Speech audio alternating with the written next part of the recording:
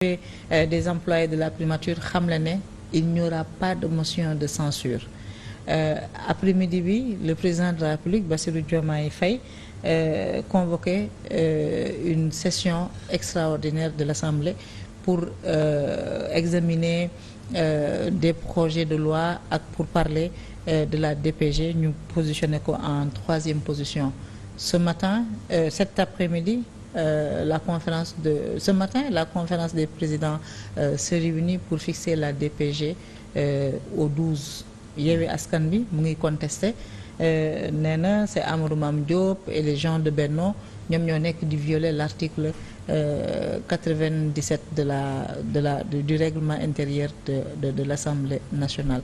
D'abord une première appréciation par rapport à tout ce qui s'est passé en si peu de temps disons que matul sax 4 jours. De mon point de vue mënoon na ñàkk. lan moo mënoon na ñàkk. lu bëri mënoon na ñàkk d'abord mënoon na ñàkk projet de loi buy dissoudre conseil économique social et environnemental. Pourquoi? ak au conseil des collectivités territoriales.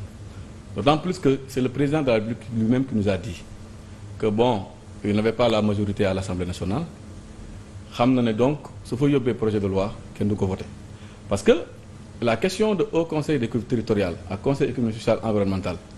C'est une divergence fondamentale entre ñun ak ñoom pourquoi c'est une divergence fondamentale parce que ñun dañu jàppoon ne c'est des institutions yoo xam ne Sénégal soxla na ko ñu dem référendum proposé ko HCCT moo nekkoon la grande innovation sénégalais yi voté ko conseil économique social moom j'en parle même pas parce que depuis presque 1960 je pense que soo calculer 1960 à aujourd'hui je pense ñaari at rek ou ñetti at rek la conseil économique social amuloon. mais revêtir na diverses formes. waaw mais bon fondamentalement mais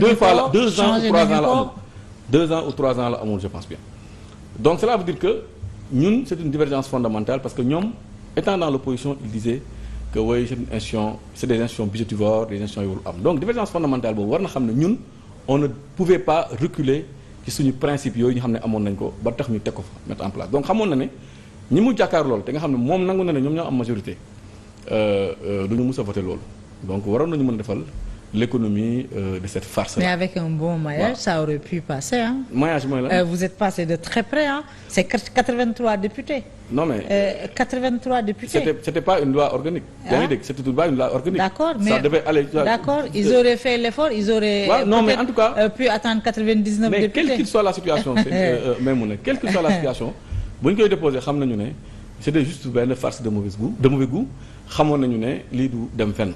Donc loolu déjà man c'est mon appréciation personnelle par rapport à ça bon c'est vrai dem nañu on a vu ce qui s'est passé gis nañ ko déclaration de politique générale c'est vrai j'avoue en toute honnêteté en toute sincérité que réserve yi nga xam ne Ousmane Sonko moom la émettroon quand il s'est agi d'aller ou de ne pas aller à l'Assemblée nationale peut-être je vais surprendre plus d'un j'étais en phase avec lui. Par rapport au règlement intérieur. Je suis d'accord il avait raison yaa ngi dégg du fa woon dem parce que c'était pas conforme il avait raison loolu peut-être benn erreur la boo xam ne ñun defoon nañ ko levé nañu contrainte boobu je pense que dans les minutes qui suivent li ñu waroon def mooy li Diomaye def démb def lettre ne dañu bëgg ñu jàpp date de déclaration de politique générale il devait le faire mais faudrait-il au préalable que lui-même mu promulguer cette loi portant il a règlement promulgué le 30 août.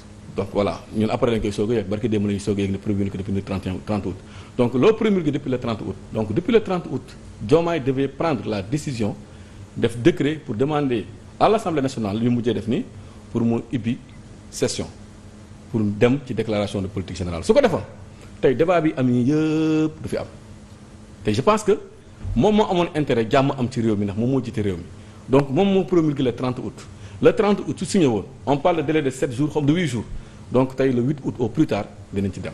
mais xam nga lan moom moo jaaxal aussi. dafa mel ni Benno aussi dañoo attentiste xam nga le président de la République il a 6 jours. Oui.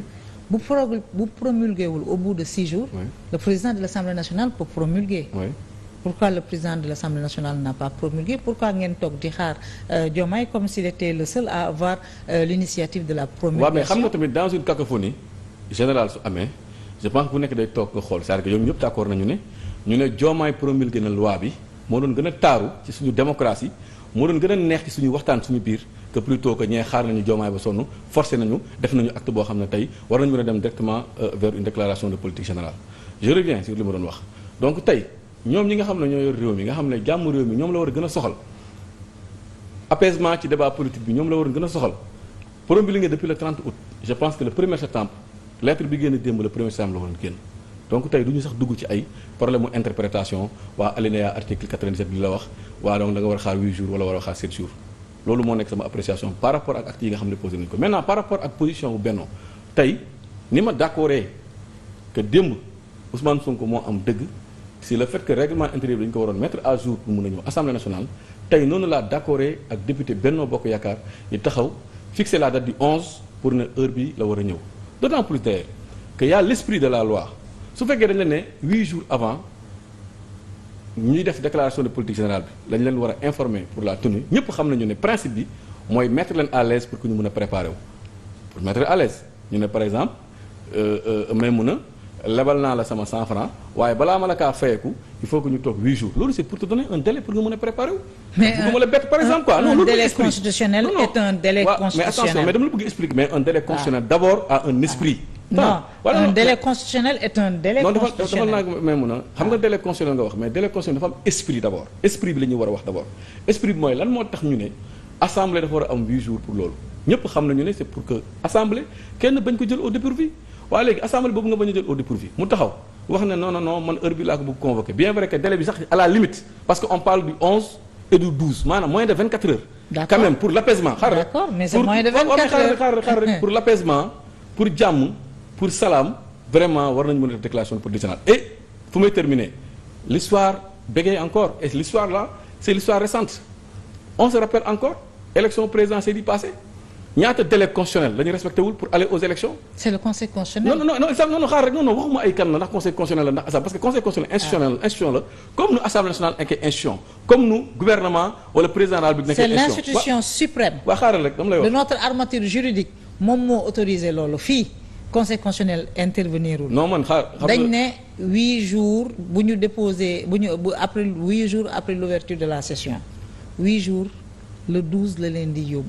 dama lay wax. mais mun a dama lay expliquer man dama lay wax ay principe kan moo war a wax ak kan te war a waxuma loolu institution dafa am conseil constitutionnel ca lañ ko dénkoon ca jamono def na loo xam ne képp ku xam yoon war nga ne fii kat am na tuuti lu ñu fi jalgati ndax ñëpp xam nañ ne temps bi ñu élection bu ñu dem campagne dafa différent ak temps bi nga xam ne moom la loi électorale. mais c'est le juge des élections qui a décidé. mais par exemple non dama lay jox exemple rek non dama lay jox exemple rek yaa ngi dégg maintenant fii aussi c'est la même chose war nañu mën a trouver consensus ok.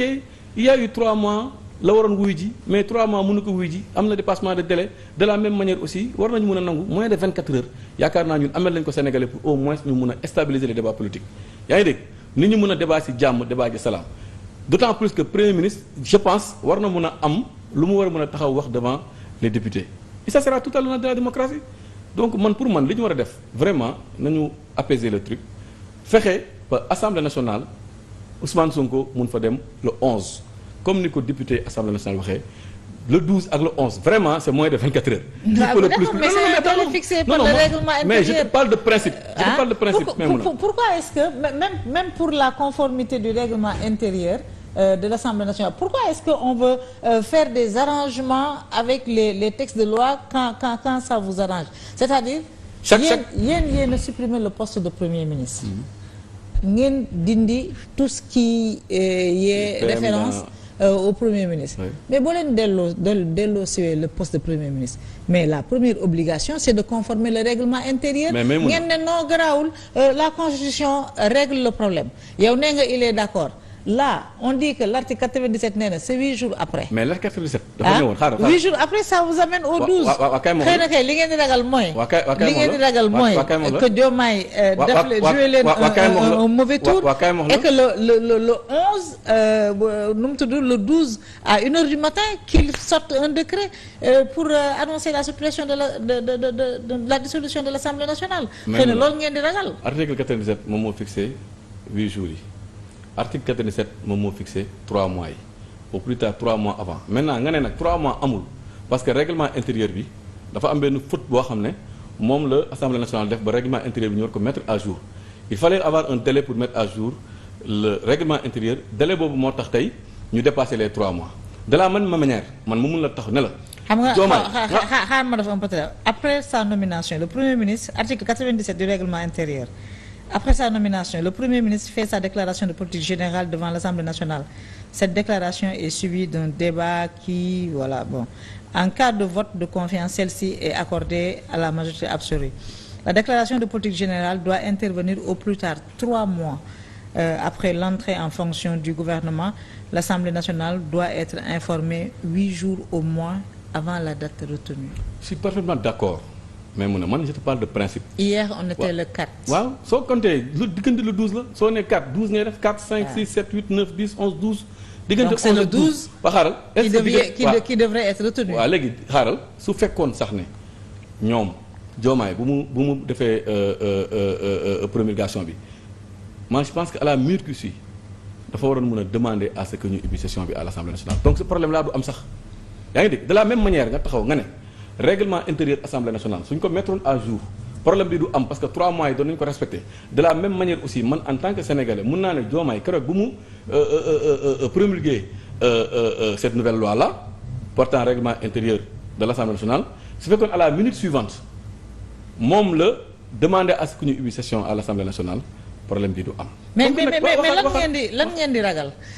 ndax da ngeen di ragal ne le président de la République cherche à soustraire le premier ministre de cet étau de déclaration. En tout cas de politique générale et que boo leen demee le 12 mën nañu dissoudre assemblée bi est-ce que loolu ngeen di ragal. moo tax en tout cas ça a tout l'air. ngeen di jouer avec le calendrier. Non, ça a tout l'air hein. Bien vrai que aussi on pouvait poser la question autrement on pouvait demander à Ousmane Sonko lan lay ragal pour dem déclaration de politique générale devant les députés de l'Assemblée nationale ça ne pose pas de problème donc pour vous dire en résumé même mu problème boobu en toute sincérité je pense que il faut li Diomaye waxoon je serai au-dessus de la mêlée moi je pense que c'est ça qu'on a besoin il faut que ça mu am sagesse pour nangu ne moom le 30 août bi mu promulgué su convoqué woon Assemblée nationale problème bi du am fort de cela mu ne daal nañ ko def su ko defee le 11 premier ministre Ousmane Sonko mën a dem Assemblée nationale ñu mën a def débat déclaration de politique générale débat boo xam ne jàpp naa ne dañuy gën a leeral ñoom fan la ñu jëmee mais aussi day gën a leeral ci yi nga xam ne ñun c'est des préoccupations que nous avons des questions que nous avons yoo xam ne moom la si war a ñëwaat et ça sera tout à l'honneur de la démocratie.